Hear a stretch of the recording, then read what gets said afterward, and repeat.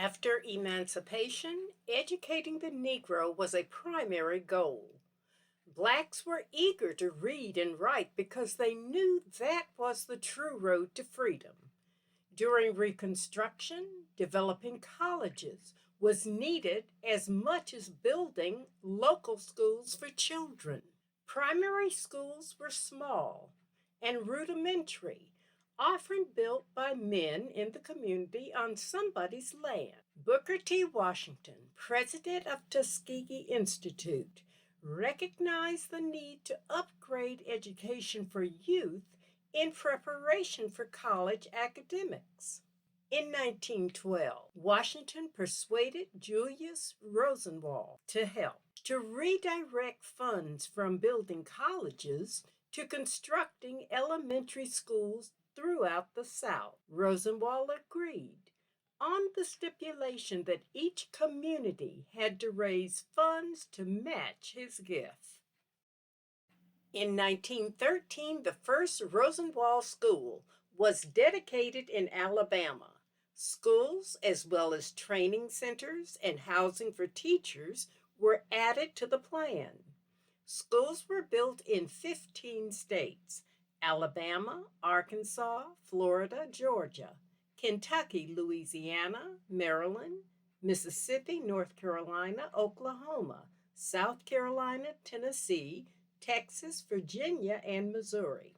Over the next 20 years, 4,977 schools, 217 teachers' homes, and 163 training buildings were constructed to serve nearly 665,000 Black students. In North Carolina, the fund assisted with 817 projects in 93 counties, more than any other state.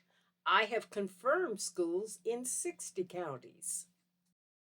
The details are often lost that highlight community and the state's role in making this initiative successful.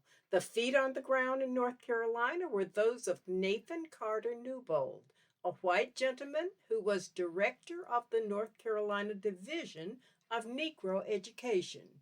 He was a man who demonstrated considerable skill in convincing state legislators and local governments to allocate funds to match foundation grants for the construction of Rosenwald schools.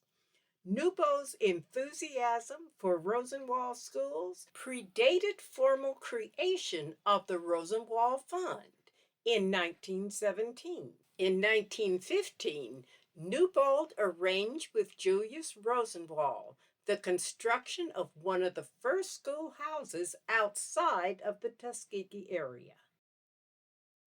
On October 8, 1915, the Warren Grove School, a two-teacher facility in Chowan County, was completed. The Black community contributed $486. The white community and the school system furnished $836. And Julius Rosenwald himself provided $300 for a total of $1,622. This is the first example of the partnership between Rosenwald and the community in North Carolina. In every Black community, building a school for their children was a responsibility they took seriously. With the advent of a philanthropic sponsor, the weight was eased, but fundraising was still priority.